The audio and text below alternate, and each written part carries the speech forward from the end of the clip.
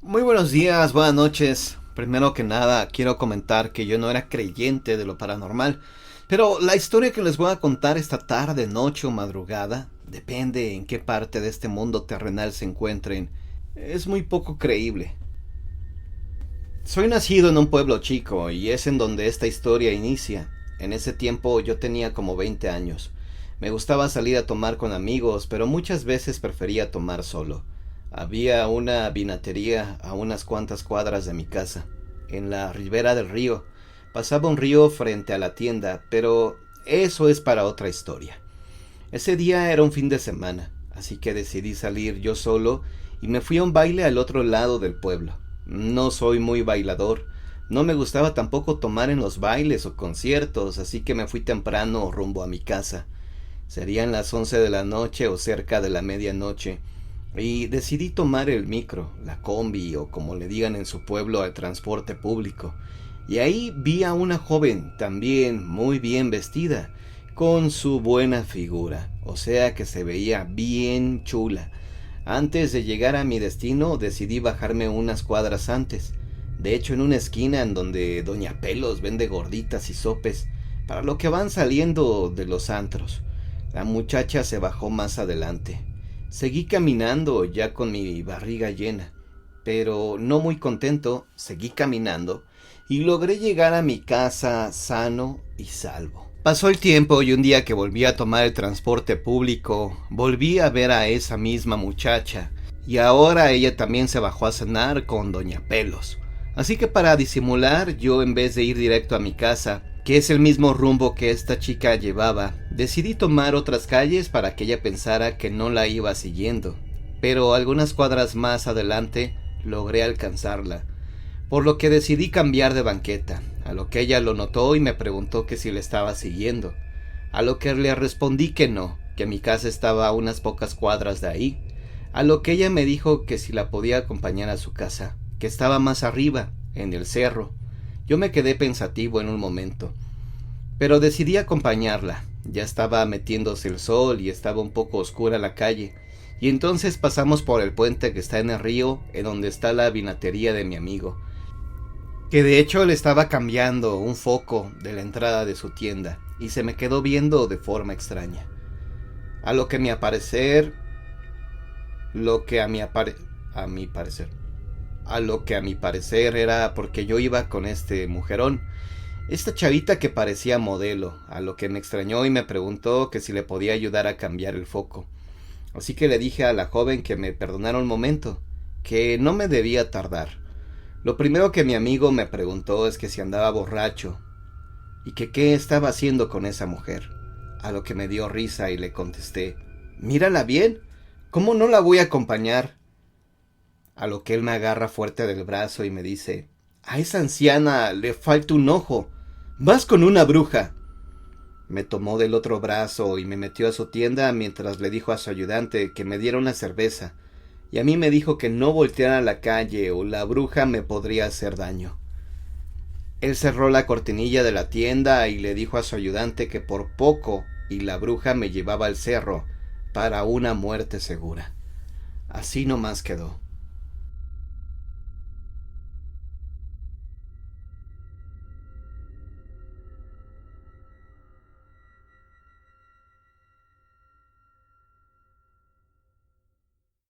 Mi novio siempre se jacta de ser invisible e inmortal. Afirma que nada puede hacerle daño y que nadie puede hacerle ningún mal. Intenté descubrir por qué siempre lo dice con confianza, pero parece que no puedo obtener la respuesta. Cada vez que termina peleando con alguien, tiene la confianza de que es intocable. Su apodo es Ikuku, que significa viento. Sus hermanos siempre lo llaman así. Todos tienen apodos en la familia, incluido su padre. Dejé de husmear cuando me resultó obvio que no podía obtener la respuesta que estaba buscando. Hemos salido durante 6 meses y en esos 6 meses nunca he pasado una noche en su casa. Solo voy de visita y salgo más tarde por la noche. Él es un hombre de negocios y yo soy un estudiante. A pesar de nuestro horario, todavía encontramos tiempo para pasar tiempo juntos. Lo visité en un día en particular y no pude regresar esa noche debido a un fuerte aguacero. Así que tuve que pasar la noche con él. Antes de dormir tomé agua y de repente me despertaba de vez en cuando para ir al baño a orinar. Esa noche me levanté al baño y después de orinar volví a la cama. Él estaba profundamente dormido, pero yo no pude dormir inmediatamente. Estaba en mi estado subconsciente, el reino de los sueños y la realidad, cuando sentí un objeto frío pasar a mi lado. Hacía mucho frío, pero cada frialdad disminuye con su movimiento. Me volví perezosamente hacia el otro extremo de la cama y el frío disminuyó. Abrí los ojos brevemente y los cerré, pero mi reino de realidad vislumbró algo en la sombra. Me desperté para ver si lo que acababa de ver era mi imaginación o algo así, pero no lo era. La sombra de lo que vi fue una serpiente muy grande a su lado. Los latidos de mi corazón aumentaron y sentí calor al instante.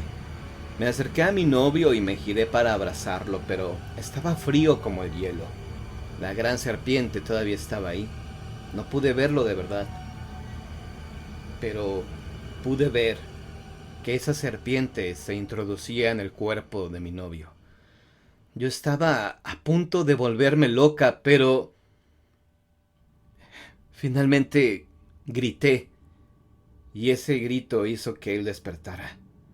Me preguntó que qué tenía y le dije lo que había visto, lo que había sucedido, que una serpiente gigantesca había entrado en su cuerpo. Y él sonriendo solamente me dijo: ten calma. Es la serpiente que me protege y me cuida. Por eso te digo que yo soy invencible.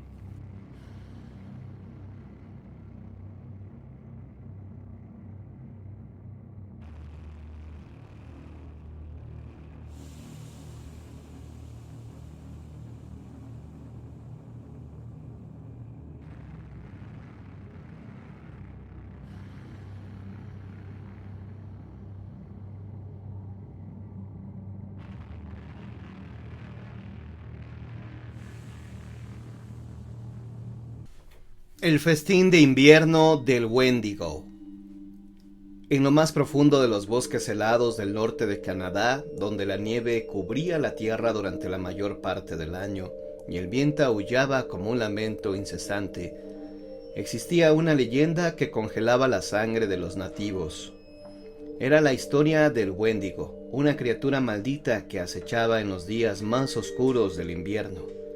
En la pequeña comunidad de Pennsylvania, un grupo de cazadores partió en busca de alimento en medio de una de las tormentas de nieve más intensas que se habían registrado en años. Entre ellos se encontraba Tomás, un hombre mayor con ojos sabios y manos curtidas por innumerables inviernos en el bosque. La ventisca azotaba sus rostros mientras avanzaban por los espesos bosques de abetos y alerces. Pronto la visibilidad se redujo a casi nada y los cazadores se vieron obligados a refugiarse en una cabaña abandonada que encontraron en su camino. Pero lo que desconocían era que habían ingresado en el territorio del Wendigo. Dentro de la cabaña el frío penetraba hasta los huesos y las brasas que Tomás y los demás cazadores encendieron apenas proporcionaban calor suficiente para calentarse. El viento ululaba a través de las grietas de la cabaña, como si fuera una siniestra melodía de advertencia. A medida que la noche avanzaba, una inquietante sensación de estar siendo observados comenzó a perturbar a los cazadores. Tomás miró a su alrededor, sus ojos escudriñando la oscuridad. Fue entonces cuando vio las huellas en la nieve que rodeaba la cabaña, huellas enormes y retorcidas que no pertenecían a ninguna criatura conocida. Los cazadores, temerosos, decidieron abandonar la cabaña a la mañana siguiente, a pesar de la tormenta que aún rugía afuera. Pero durante la noche, uno de ellos desapareció misteriosamente. La alarma se apoderó del grupo cuando notaron su ausencia al amanecer. Aunque temerosos no podían dejar atrás a su compañero, decidieron seguir las huellas de la desaparición. A medida que avanzaban por el bosque cubierto de nieve, las huellas se volvían cada vez más extrañas y distorsionadas, como si la criatura que las había dejado hubiera estado en constante sufrimiento, y al mismo tiempo la sensación de ser observados se intensificó. Finalmente encontraron a su compañero desaparecido, pero su visión era aterradora. Estaba parado junto a un árbol, congelado en una expresión de horror absoluto. Su cuerpo estaba cubierto de cicatrices y su rostro estaba pálido y desfigurado. Tomás, con su experiencia en los bosques, entendió inmediatamente lo que estaba pasando. Susurró las palabras que ningún cazador osaría pronunciar en voz alta. ¡El Wendigo! La criatura, según la leyenda, era una entidad maligna que se alimentaba de carne humana y cuya mera presencia podía llevar a la locura a aquellos que la encontraran. Tomás sabía que debía abandonar el área de inmediato, pero la tormenta de nieve lo había desorientado y no tenía idea de hacia dónde dirigirse. Mientras intentaban volver a la cabaña abandonada, la criatura del Wendigo acechaba en las sombras, siguiéndolo silenciosamente. Los cazadores podían sentir sus ojos amarillos brillando en la oscuridad y su aliento frío se aferraba a sus cuellos como un espectro glacial. Cuando llegaron a la cabaña, la situación se volvió aún más aterradora. La puerta estaba abierta de par en par y en el interior encontró una escena macabra. El cuerpo del cazador que habían dejado atrás estaba desmembrado y devorado. El Wendigo había dejado un mensaje siniestro, un montón de huesos ensangrentados y retorcidos en el centro de la cabaña. Tomás comprendió que la criatura los tenía atrapados en su trampa mortal. Sin opciones, los cazadores se reunieron en el centro de la cabaña y encendieron un fuego para mantener al Wendigo alejado, al menos durante la noche. La noche se volvió una pesadilla. El Wendigo arañaba las paredes de la cabaña. Emitía un grito aterrador y sus ojos amarillos brillaban en la oscuridad. Tomás y los otros cazadores estaban aterrorizados y exhaustos, pero no podían permitirse quedarse dormidos. Sabían que si lo hacían, el Wendigo los atacaría sin piedad. La lucha contra el frío, el hambre y el miedo se prolongó durante días. El Wendigo continuaba su asesinato implacable. La locura acechaba en las mentes de los cazadores y la esperanza parecía una ilusión lejana. Finalmente, una noche, mientras el fuego parpadeaba y las sombras danzaban, el Wendigo lanzó su último ataque. Rompió la puerta de la cabaña y se abalanzó sobre los cazadores. Gritos de terror llenaron el aire y la sangre salpicó la nieve blanca. Tomás, el último en pie, luchó contra el monstruo con todas sus fuerzas, pero sabía que la lucha estaba perdida. El Wendigo lo miró con sus ojos amarillos y dejó escapar un aullido triunfante. Tomás cayó al suelo, su vida se desvaneció y el Wendigo se retiró al bosque, satisfecho y hambriento de nuevo. La tormenta de nieve continuó rugiendo y la historia del Wendigo se convirtió en una leyenda, aún más oscura, en Pennyville. La criatura maldita seguía acechando en los bosques, esperando a los perdidos y los desesperados. Cada invierno, cuando el viento aullaba y la nieve caía, la leyenda cobraba vida y el Wendigo reclamaba su festín de sangre y de horror.